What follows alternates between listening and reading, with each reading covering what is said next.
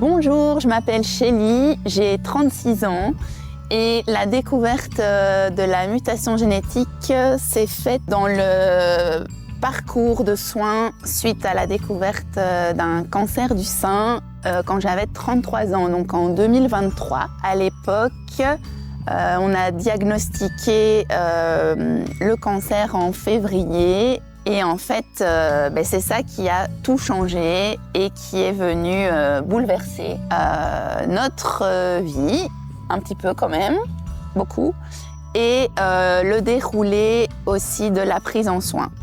Donc, je suis avec mon papounet qui a 79 ans et qui en fait est porteur aussi de la mutation BRCA1.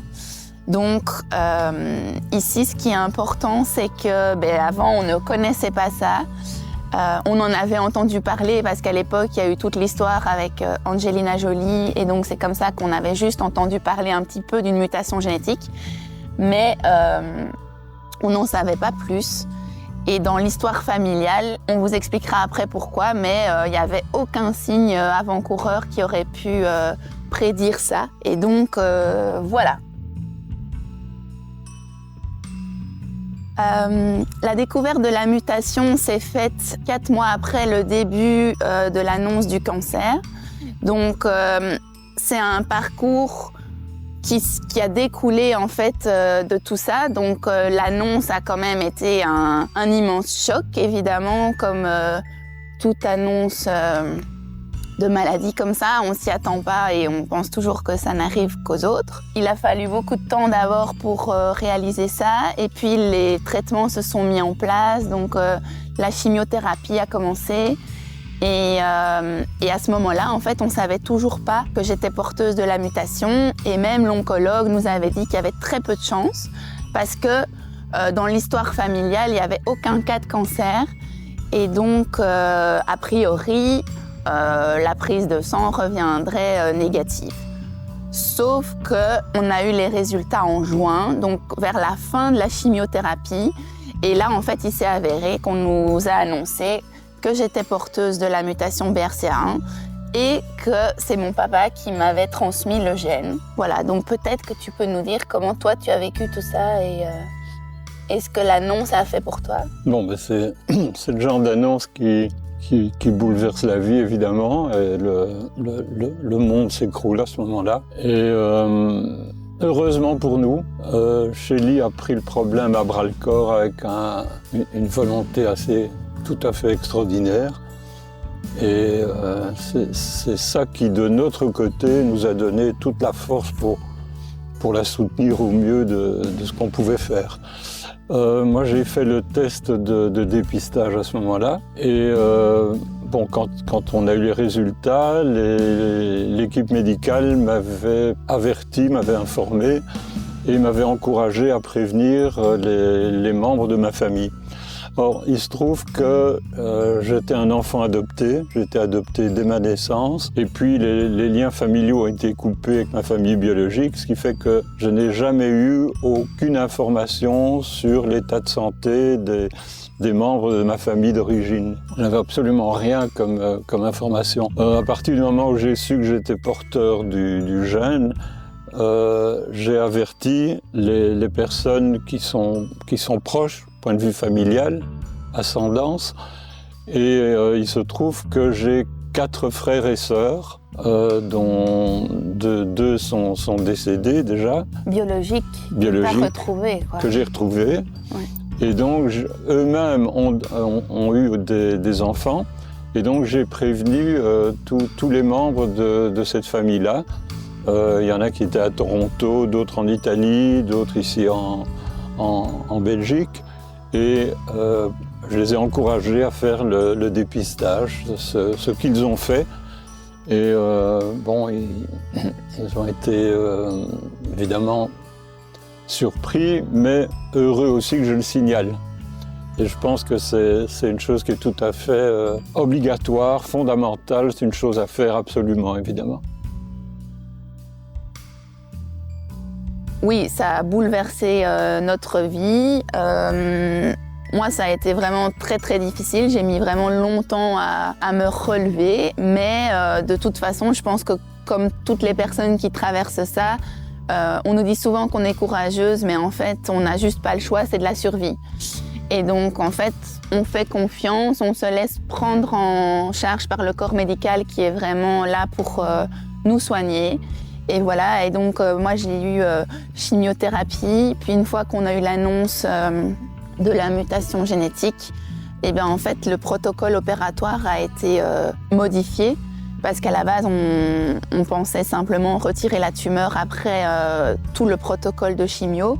Et en fait, comme on a appris que j'étais porteuse, on m'a expliqué le pourcentage de risque et j'ai eu le choix, entre guillemets, mais c'est un choix évidemment, soit de faire une mastectomie complète et de retirer le côté malade, ou alors en prévention justement, sachant que j'étais porteuse de cette mutation, de retirer les 2 seins, mastectomie donc bilatérale.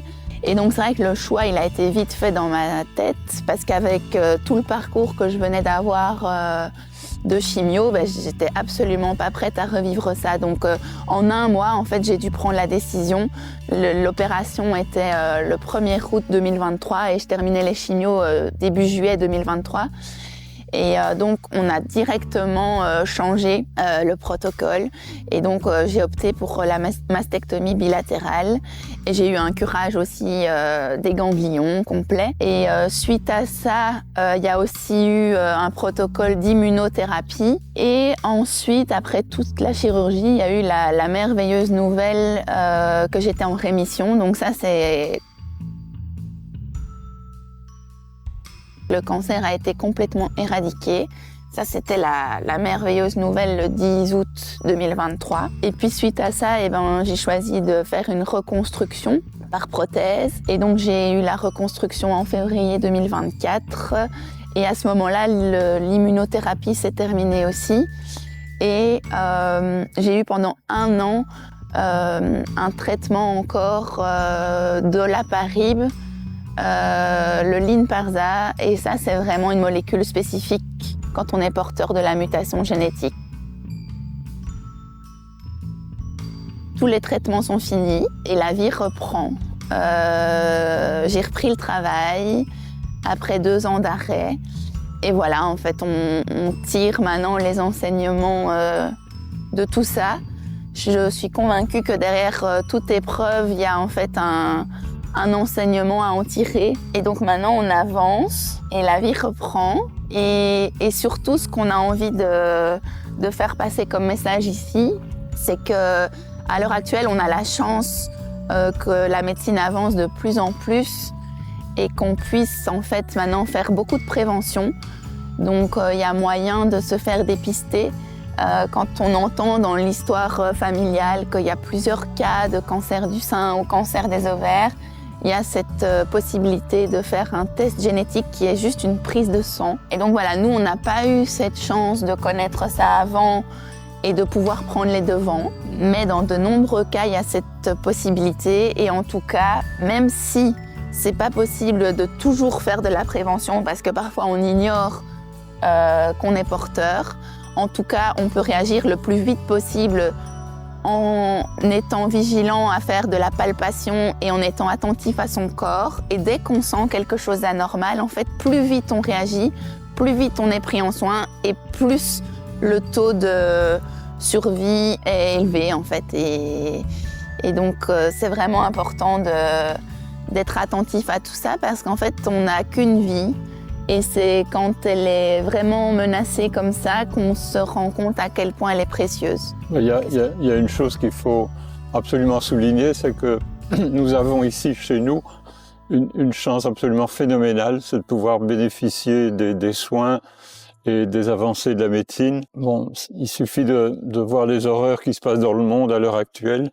On est extrêmement privilégié, on a une situation tout à fait exceptionnelle et c'est un devoir de profiter de tous ces bienfaits et en le faisant, on aide certainement ces sciences à avancer. Donc se faire dépister chez nous, c'est réellement un devoir.